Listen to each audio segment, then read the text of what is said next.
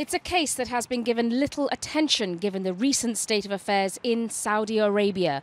30 of its citizens detained without charge, another 31 who have apparently simply disappeared. No one knows where they have gone or where they're being held, nor have they been charged with any offences. A violation of Saudi and international laws, say the British lawyers who authored the report into the arrests and are now calling for the UN to suspend the government of Saudi Arabia from the Human Rights Council. If they are committed to human rights and the instruments that they signed up to, as well as international law, then there's no need for the suspension if they put that into practice. But those who breach provisions of international codes should not be allowed to do that and then still sit on a council that reviews human rights around the world. The double standards should be stopped. Much may have been made of the recent changes in Saudi Arabia since the country's heir to the throne, Mohammed bin Salman, assumed a wider role. Women have won the right to drive, the last country in the world to have lifted that ban, and a high-profile corruption crackdown against members of the elite drew significant attention around the world. But human rights groups say while these actions are part of a determined effort to change Saudi's troubled image, the reality is far removed from that vision of change. Dissent is silenced, calls for change are censored, and even messages on social media can invite imprisonment and punishment. The fact that multiple activists, at least 15 according to our counts, and maybe more now that this new report has emerged, are jailed solely for their human rights activism, and this is absolutely not acceptable. And the efforts of the Crown Prince to brand himself as a reformer cannot fly in the face of such blatant human rights violations. As a member of the UN's Human Rights Panel, there is much pressure on Saudi Arabia to fulfill its duties in that capacity. One way would be to get key allies such as the UK, a major exporter of arms to the kingdom, to convince them to fulfill their legal obligations.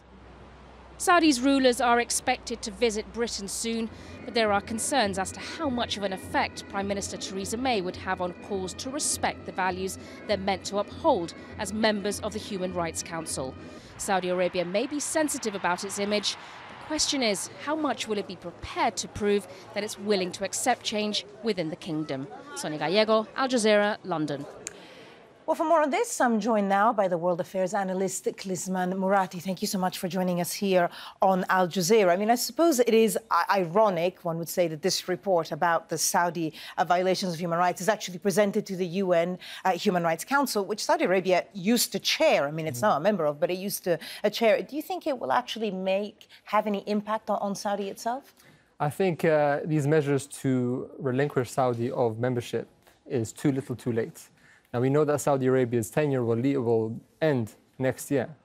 So this, as a message towards Saudi Arabia to focus on their human rights efforts, won't change the situation, I think, in the slightest. Something that may change the situation in a dramatic way is if those who trade with the country, with the kingdom, impose some sort of sanctions to it.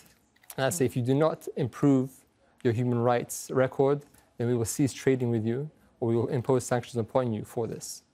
As we heard in Sonia Gallego's report, I mean, obviously there's the new Crown Prince, Mohammed bin Salman. He certainly tries to present an image of himself as a reformer. There's, the lifting on the ban on women driving and, a push against corruption. According to him, have any steps in the right direction been made in Saudi Arabia?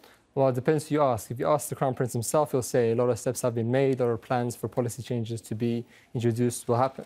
If you ask the people who are protesting, people who are imprisoned in the kingdom, you're going to get a different story on that regard. But we will see what happens with the Crown Prince when policy gets put into action. Until that happens, then the situation will remain as it is.